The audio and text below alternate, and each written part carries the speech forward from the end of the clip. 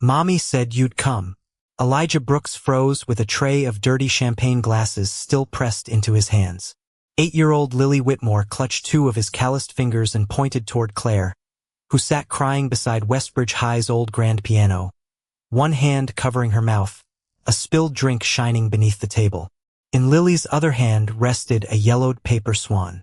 Gavin Mercer raised his microphone and smiled too quickly. "Let's not interrupt the program." Lily tugged Elijah closer. "I'm not lost," she whispered. Mom was. 3 hours earlier, the reunion had still been only another repair job. Elijah stood inside his narrow piano workshop, tightening the final screw beneath the fallboard of a church upright while late afternoon light stretched across jars of felt washers and brass pins. The room smelled of cedar dust, machine oil, and coffee gone cold. His 10-year-old son, Caleb, sat at the workbench finishing math homework beside Elijah's worn leather toolcase.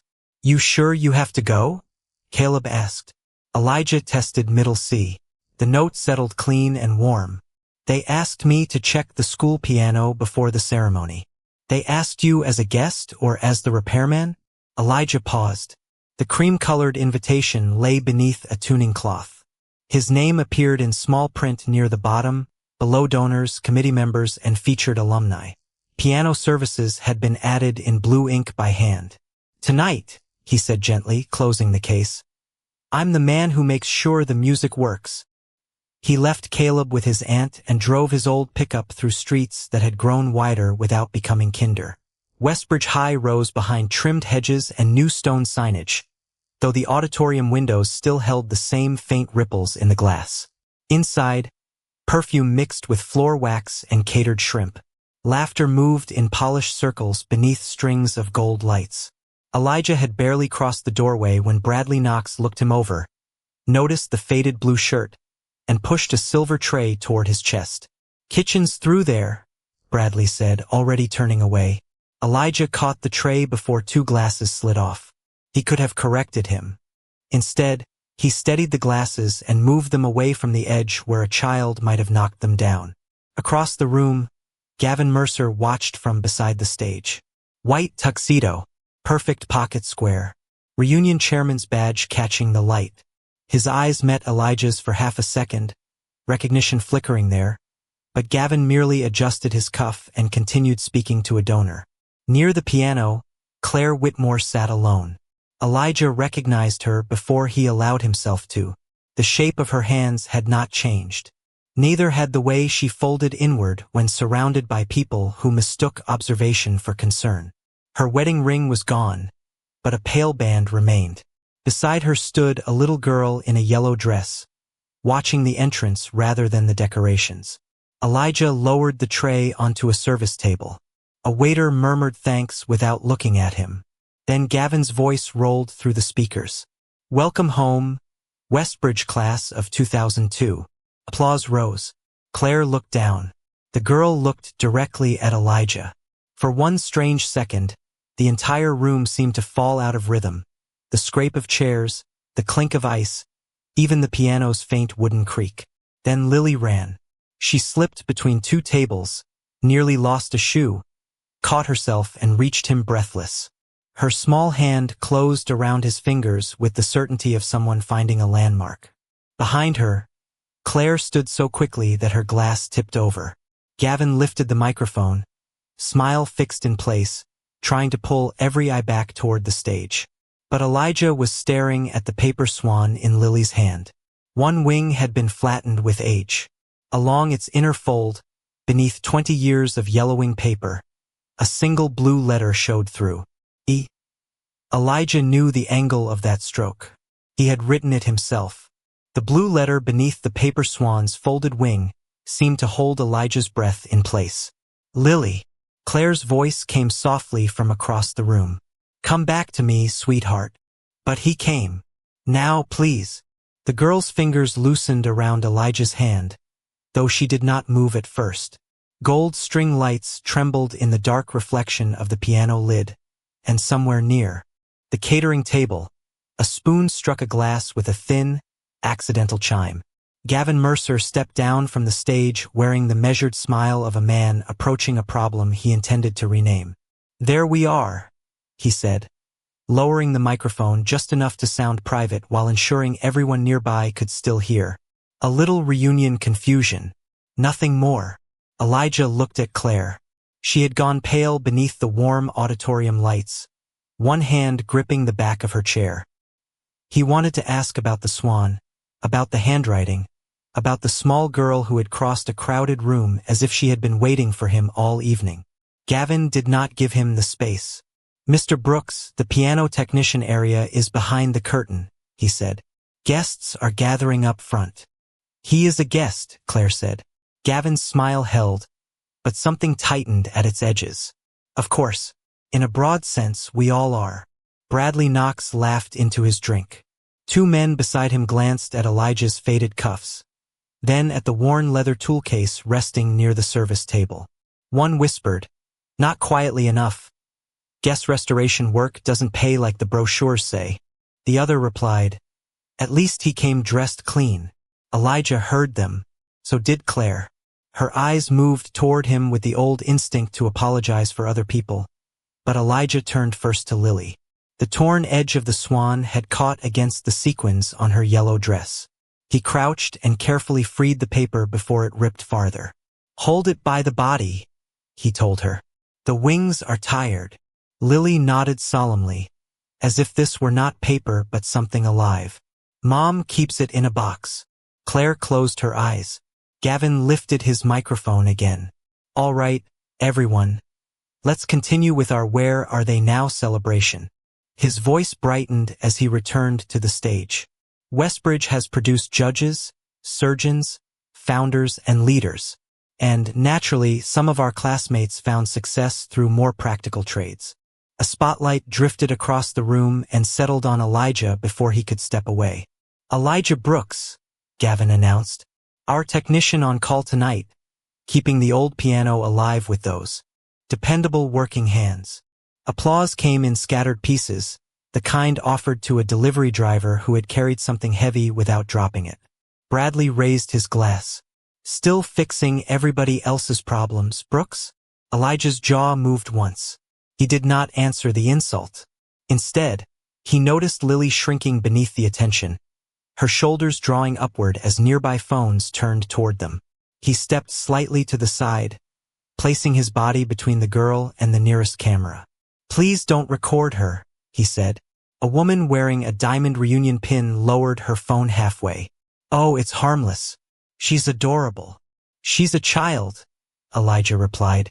"That should be enough." The woman blinked, not offended so much as surprised that the man she had mistaken for staff had set a boundary without asking permission.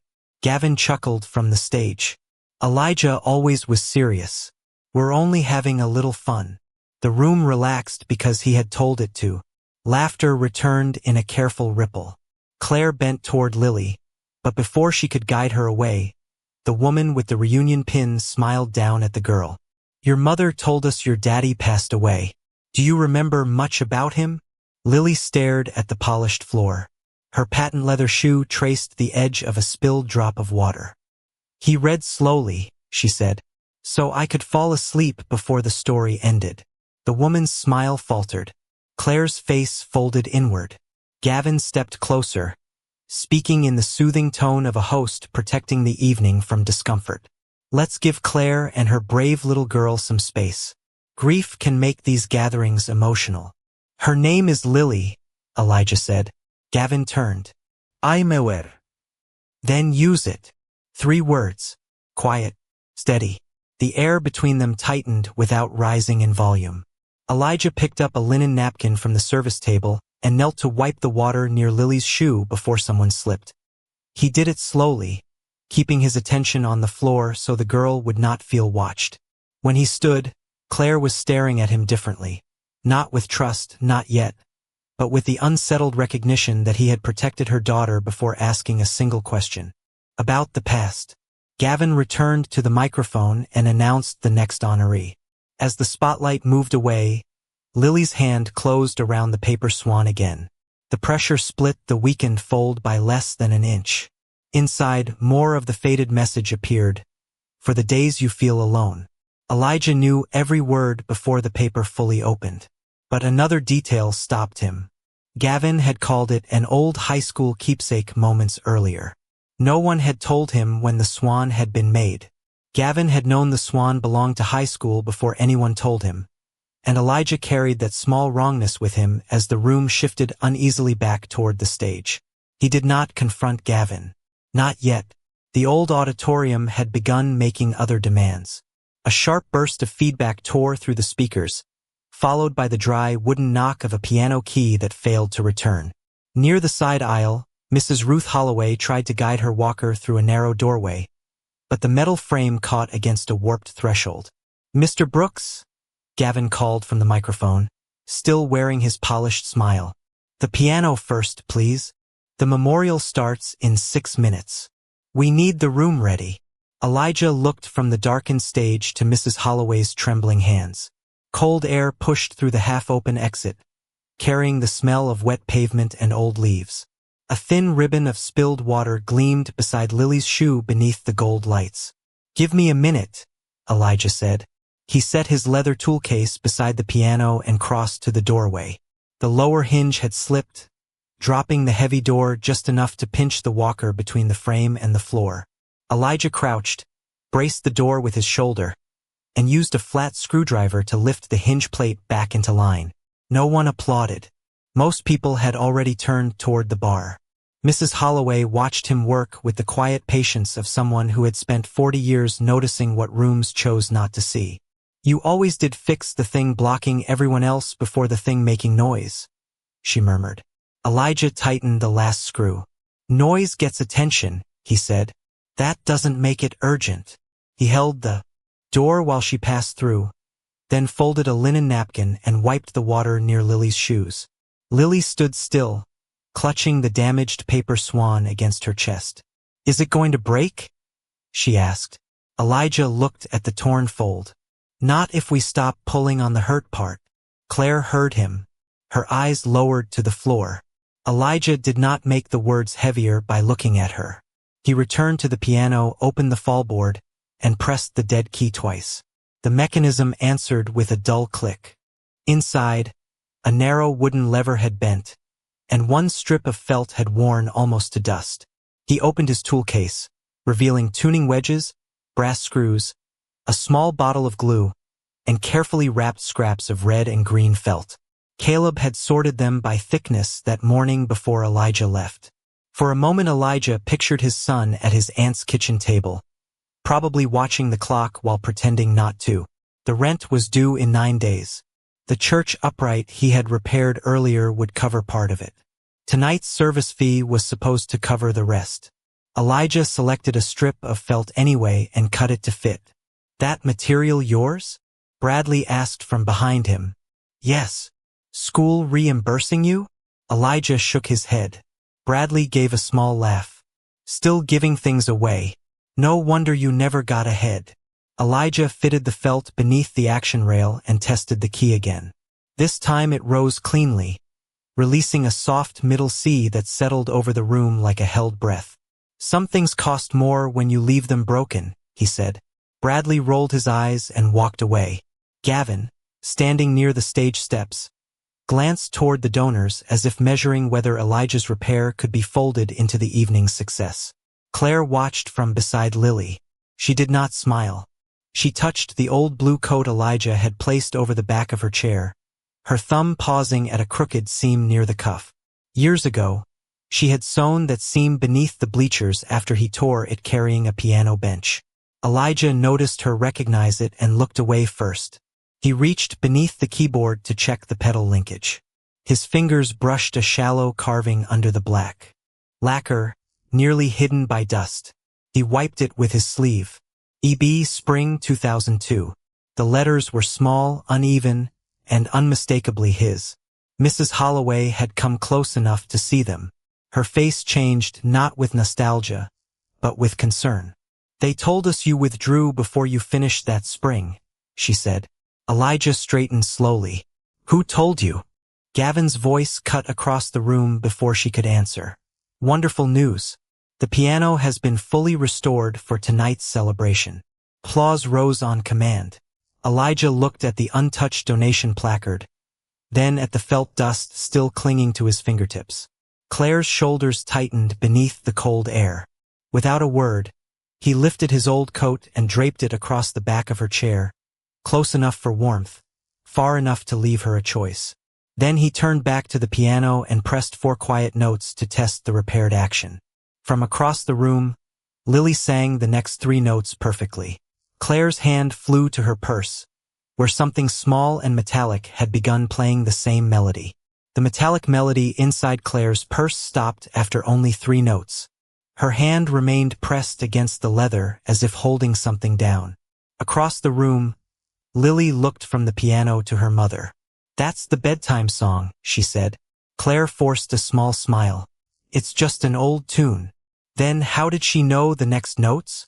Elijah asked. He did not raise his voice, but the question moved farther than Gavin's microphone had. The room slowed around it.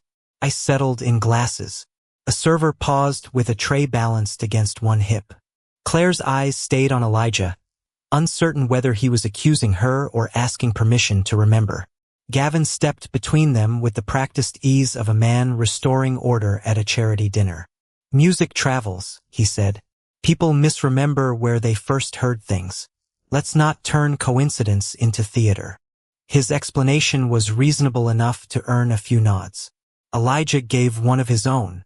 He had repaired too many old instruments to mistake familiarity for proof. Melodies could be copied. Stories could be repeated. Even handwriting could look different after 20 years. He was not going to build a truth out of longing. Lily shifted the paper swan from one hand to the other. The torn wing opened farther. A thin line of faded blue ink showed beneath the fold, followed by the curve of an old phone number. Elijah recognized the first 6 digits. They belonged to the apartment where he and his younger sister had lived in 2002. "May I see it?" he asked Lily. She looked at Claire first. Claire hesitated, then gave a small nod. Elijah took the swan as carefully as he would lift a cracked ivory key. The paper felt soft from years of handling. One edge had been reinforced with clear tape, yellowed and brittle. He carried it beneath the brass reading lamp attached to the piano and unfolded only the damaged wing. The light revealed his old message in full. "For the days you feel alone, E." Beneath it, written later in a thinner hand, were 7 words he had never seen. "He came back for everyone but me." Elijah's thumb stopped just before touching the sentence. Claire's breath caught. "I wrote that years ago," she said quickly. "It doesn't mean what it sounds like." Gavin leaned closer, still smiling, though his fingers had tightened around the microphone. "A sentimental note. High school emotions. Nothing that needs to disrupt the evening." "How did you know it was from high school?" Elijah asked. Gavin's expression held for a fraction too long. Then he glanced toward the swan. The paper, the handwriting, the context. You couldn't see the writing from the stage. The nearest conversations died away. Claire looked at Gavin now, not Elijah. Suspicion did not replace fear, but it entered the room beside it. Gavin adjusted his cuff. Claire's family supported the school for decades. Everyone knew there were keepsakes. "Not this one," Claire said. The words came out softer than she intended. Gavin turned toward her. "Claire, I'm trying to protect you from having private grief pulled apart in public." His voice was gentle, almost paternal. It was the same kind of kindness that closed doors while claiming to offer shelter. Lily stepped closer to Elijah and pointed at the torn edge. "It was already ripped before he touched it," she said. "Noak Yasaschin." Just a child correcting the order of things. Elijah looked down at her. "I know." He opened his toolcase and removed a clean strip of thin backing paper, a cotton swab, and the smallest bottle of archival glue he carried for emergency key label repairs. "Can I fix the wing?" Lily asked. "You can help hold it flat." She placed 2 fingers on the body of the swan while Elijah repaired the split from inside, leaving the old folds visible. Claire watched the care in his hands and seemed to understand that he was giving her time rather than demanding an answer. From inside her purse came a faint click. The small metal object had restarted on its own. For notes, the same 4 Elijah had played. Claire opened the purse and removed a silver music box no larger than her palm. Its lid was scratched.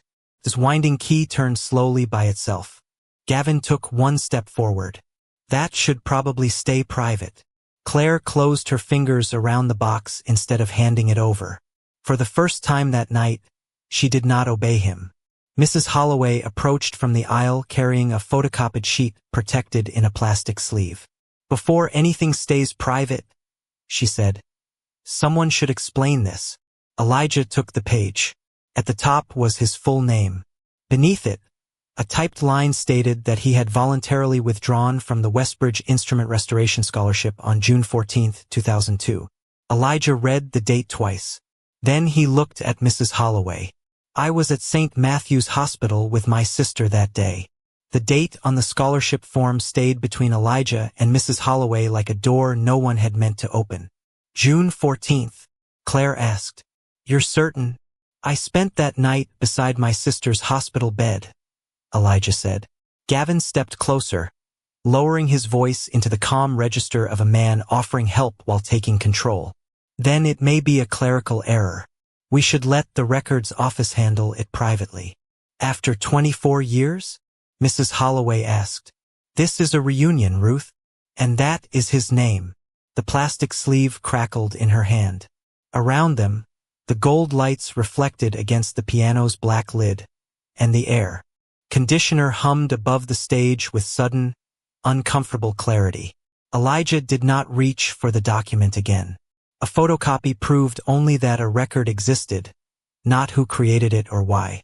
He looked at the slant of the signature beneath the withdrawal statement. The first letter leaned hard to the right. Elijah's own signature had always leaned left because of an old injury to his thumb. "Is the original still in the school archive?" he asked. Gavin smiled. "If it survived the digitization process, then preserve whatever did." The request was simple. Gavin's smile thinned. "No one is destroying anything." Before Elijah could answer, Gavin lifted the microphone and returned to the stage. "Now, we have a very special moment," he announced, brightness flooding back into his voice. "Claire Whitmore's daughter, Lily, will honor her late father with a song." Claire turned sharply. "No." She wasn't told about this. "It's only 1 verse," Gavin said. "The program was approved. Not by me." But the spotlight had already found Lily. A volunteer guided her toward the stage with a hand hovering near her shoulder. The girl climbed the steps because adults were watching, not because she had agreed. Under the white light, her yellow dress seemed suddenly too bright. Gavin placed the microphone in front of her and nodded toward the sound booth. The piano track began, too fast, too high, unfamiliar. Lily opened her mouth. Nothing came. A chair scraped against the floor, then stopped. Claire took 1 step forward, but Gavin raised a reassuring palm. "Give her a moment." Lily's breathing shortened. Her fingers twisted around the repaired paper swan. Elijah recognized the signs before anyone else did. Locked knees, lifted shoulders, eyes searching for an exit that felt impossibly far away. He moved toward the piano. Bradley Knox blocked half the aisle. "What are you doing?" "Helping her breathe." "You're not part of the program." Elijah looked at him once. Bradley moved without seeming to realize he had. Elijah sat at the repaired piano and pressed the 4 notes from Claire's music box. Slow, even, low enough to feel safe. Lily's eyes found him. He played them again, matching the rhythm of a calm breath. In, hold. Claire's hand lowered from her mouth. On the 3rd repetition, Lily's shoulders dropped. She sang 1 quiet line. Not the song Gavin had chosen, but the lullaby from the silver box. Elijah followed her, keeping the accompaniment simple, leaving space whenever her voice trembled. No flerisc, no display, just enough music to give a frightened child somewhere steady to stand. The whispers faded.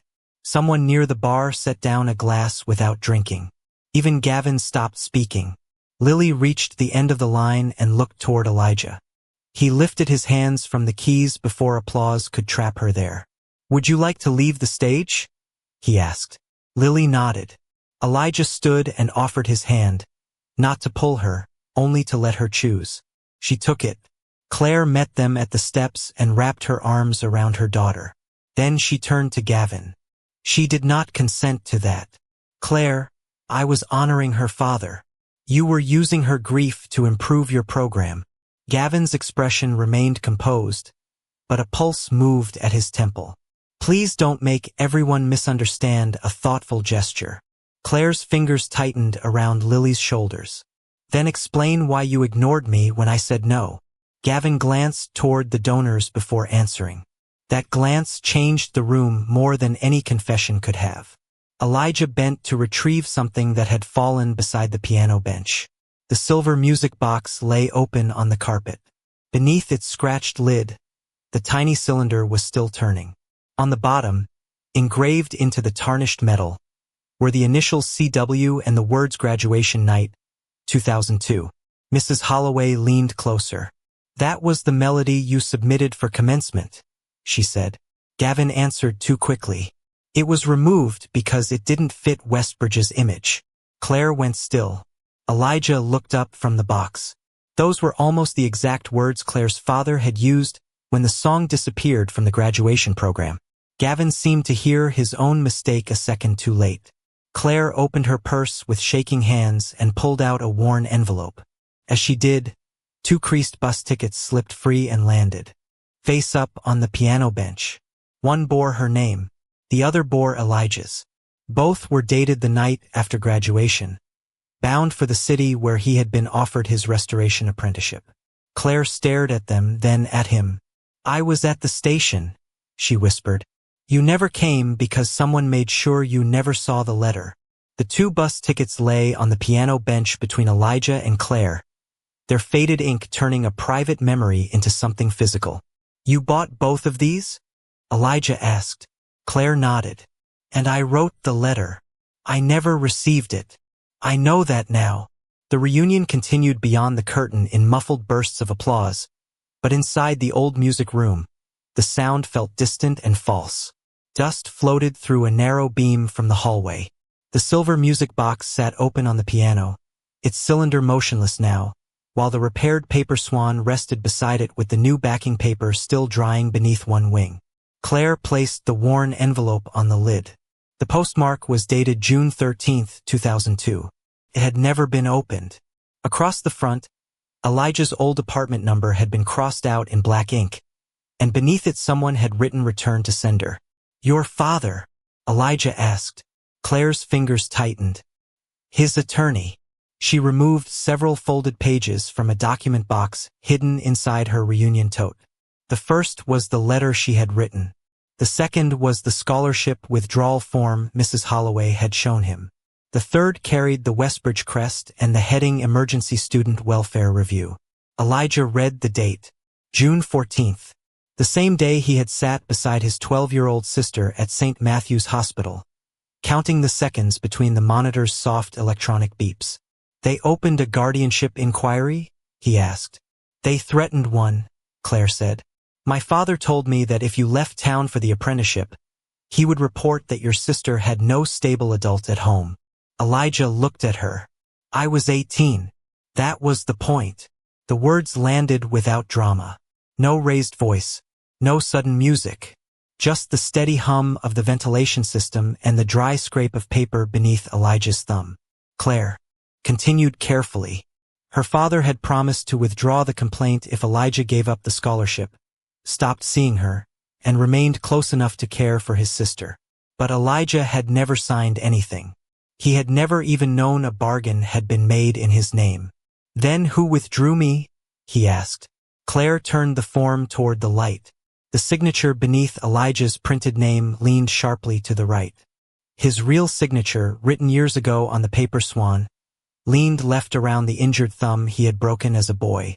It was not proof of who forged it, but it was enough to prove the question had never been clerical. Mrs. Holloway opened another folder. "This is a copy of the board minutes," she said. The original was moved to donor archives when the school digitized records. One line identified the person who delivered Elijah's withdrawal packet. Legal representative, Whitmore Educational Foundation.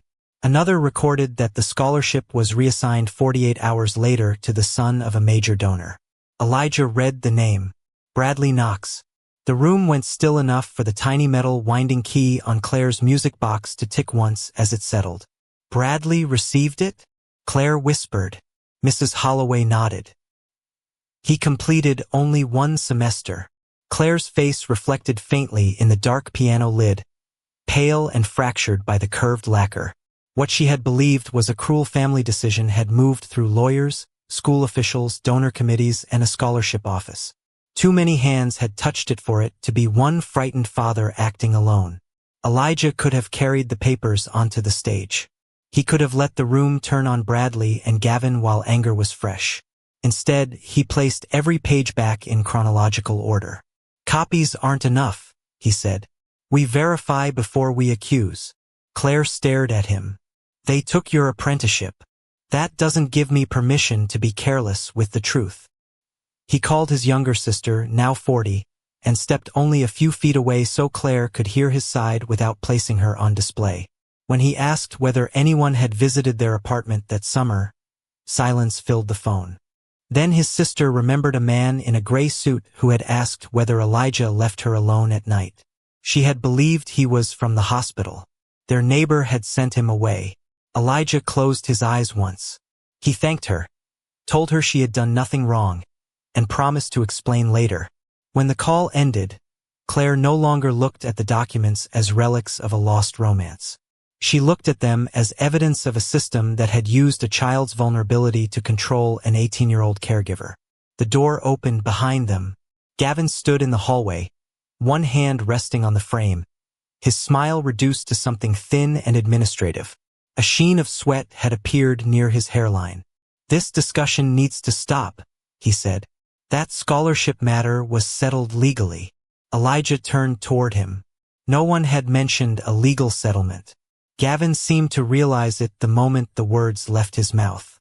Claire slowly reached into the document box and removed her late husband's old phone. The cracked screen lit when she pressed the side button. One saved voicemail waited beneath Gavin Mercer's name, recorded 3 years earlier.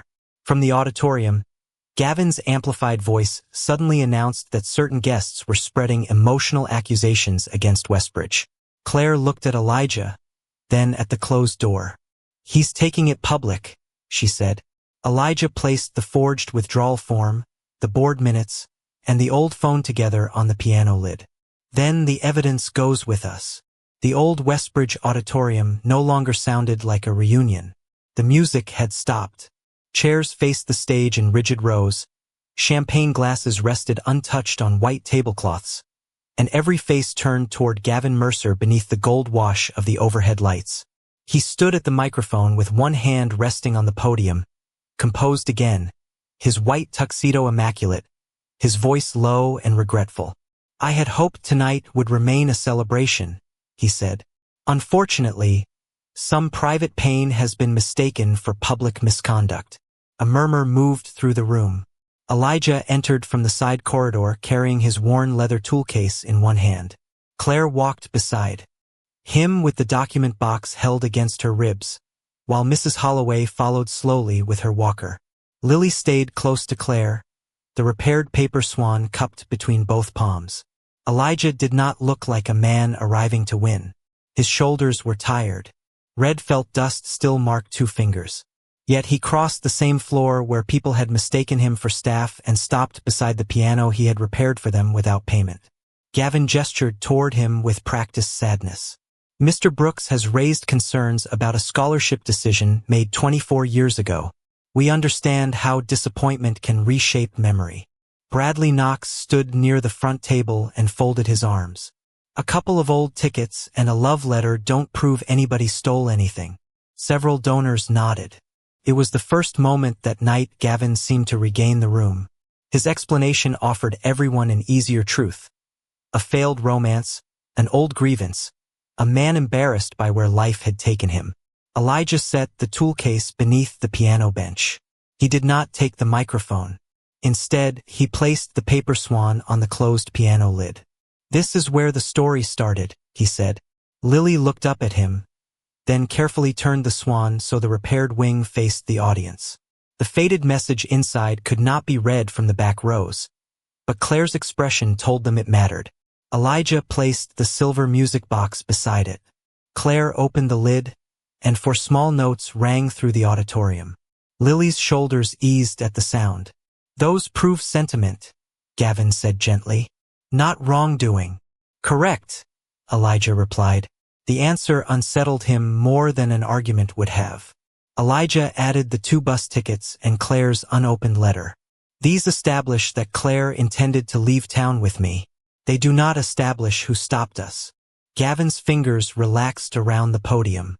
Bradley exhaled through his nose, almost smiling. For a moment it seemed the confrontation had reached its limit. Then Elijah placed the scholarship withdrawal form beneath the reading lamp. "This document says I signed away my apprenticeship on June 14th, 2002. He laid a copy of his old writing. From the paper swan beside the signature. "One leans left, one leans right. That difference deserves examination, not assumption." Gavin lifted a hand. "Handwriting changes under stress." "It can," Elijah said. "That's why I'm not asking anyone to decide from handwriting alone." Mrs. Holloway moved forward and placed the board minutes beside the form. Her walker clicked softly against the wood floor. She read the line identifying the Whitmore Foundation's attorney as the person who delivered Elijah's withdrawal packet. Bradley's posture changed. The scholarship reassignment appeared on the next line, bearing his name. "I didn't know where it came from," Bradley said quickly. "My father handled those things." Elijah looked at him. "Then this is not the moment to blame you for what has not been proven." The room went still again. Bradley had prepared to defend himself against anger. He had no answer for restraint. Gavin leaned toward the microphone. "Exactly. No one here should be judged without a proper process. These materials can be reviewed tomorrow by counsel." Claire opened her late husband's old phone. "My husband tried that 3 years ago." Gavin's jaw tightened. "Claire, grief can make recordings feel more conclusive than they are. Then let the file speak for itself." She handed the phone to the sound technician. Gavin stepped away from the podium. "That device contains private communications. We should pause." The technician looked toward the reunion committee, uncertain. Elijah finally took the microphone, not from Gavin's hand but from its stand. "No one needs to believe us tonight," he said. "But no one gets to bury verifiable evidence because the room is uncomfortable." The technician connected the phone.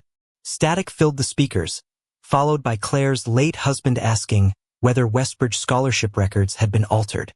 Then Gavin's recorded voice answered, thin but unmistakable. "Some records were changed for the good of the school. Let the dead keep their reputations." A woman near the donor table slowly lowered her hand from her necklace. Gavin stared at the speakers. "That could have been edited," he said. The date was March 9th. The technician had not yet read the timestamp. Gavin's face changed when he realized it. Claire placed both hands on the document box to stop them from shaking. Mrs. Holloway turned toward the archive table beside the stage. "Then we verify one more thing," she said. She opened a thick service ledger and began turning brittle pages until she reached the spring of 2002. Elijah saw his initials beside 3 repair entries dated after the day the school claimed he had withdrawn and left. At the bottom of the final page was a second signature, written in blue ink beneath a note about unpaid labor. Mrs. Holloway lifted the ledger toward the reading lamp. Gavin's mother's name appeared there, clear and complete. Beneath it, in her handwriting, waited one final sentence no one in the room had yet heard. Mrs. Holloway adjusted the ledger beneath the reading lamp and read Gavin's mother's final note aloud. Elijah refused payment, said the students still needed the piano. The sentence was not dramatic. It did not accuse anyone. That was why it landed so hard. Beneath it sat the date, the repair entry, and Margaret Mercer's signature, confirming that Elijah had worked at Westbridge 3 days after the school claimed he had withdrawn and left town. The service log did not prove who forged the scholarship form by itself. But beside the false signature, the board minutes, the hospital date, the voicemail, and Gavin's knowledge of a timestamp no one had announced, it closed the last easy escape. Gavin's hand slipped from the podium. The metal edge of his reunion badge struck the wood with a small click. No one laughed. "My mother signed dozens of maintenance records," he said, but his voice had dried at the edges. "She may not have understood the circumstances." Mrs. Holloway turned the ledger so the nearest committee members could see the handwriting beneath the signature. "She understood enough to write that he refused money." Bradley Knox stared at the scholarship reassignment bearing his own name. One of the donors slowly pushed his chair back from the Whitmore Foundation table, the legs whispering across the polished floor. Gavin looked toward the sound technician, then toward the exit as if a different angle might produce a different truth. It did not. Claire stepped onto the stage. She did not reach for Elijah's hand. She did not ask the room to forgive her. She stood beside the piano, under the same white light that had frightened Lily, and faced the classmates who had once mistaken privilege for virtue. "My father made the threat," she said. "He used my family's foundation to pressure the school, and I knew enough to understand that Elijah was being punished for loving me." The microphone picked up the tremor in her breath. "I told myself I was protecting his sister by staying quiet. The truth is, I was protecting my place in this room." A woman near the front lowered her eyes. Claire placed the unopened letter beside the paper swan. "The kindest man I ever loved was not the poorest man in our class. He was the man we made pay for everyone else's comfort." The words passed through the auditorium without applause. Lily stood behind Mrs. Holloway, safe beyond the edge of the stage lights. She held the repaired swan against her yellow dress until Claire looked back and nodded. Then the child walked only as far as Elijah. She placed the paper bird in his palm and whispered, "Mommy said you don't leave people alone." Elijah closed his fingers around it, careful not to crush the old folds. The air conditioner clicked off. In the sudden quiet, the tiny piano action beneath the lid could be heard settling after the last vibration. Gavin raised the microphone. "I was protecting the school from allegations that could have destroyed scholarships for hundreds of students." His explanation might once have sounded responsible. Now the altered records lay beneath the lamp, and the phone still displayed his office number beside the voicemail. "Protection without truth is control," Elijah said. "And justice is not making you small. It is making sure you cannot make anyone else small again." He did not look triumphant. He looked tired. That mattered. The chair of the reunion committee rose from the donor table and asked the sound technician to preserve the recording file and its metadata. Another committee member photographed every page of the service ledger. The school board liaison, who had remained silent through most of the confrontation, stepped forward and announced that Gavin's authority over the Alumni Foundation was suspended effective immediately pending independent review. The Whitmore scholarship accounts would be frozen. The original archives would be sealed that night. Outside counsel would examine the forged withdrawal, the guardianship threat, and every scholarship reassigned through donor influence during that period. Claire requested that her father's name be removed from the school's honor room until the review was complete. She also asked for a written policy prohibiting reunion committees from placing children on stage or sharing family grief without a guardian's consent. The liaison nodded and entered both requests into the official minutes. Gavin opened his mouth, but nothing came. His pen rolled from the podium, struck the stage, and stopped beside Elijah's worn work shoe. Elijah bent, picked it up, and placed it on the podium rather than letting it remain at Gavin's feet. Even then, he would not turn another man's humiliation into entertainment.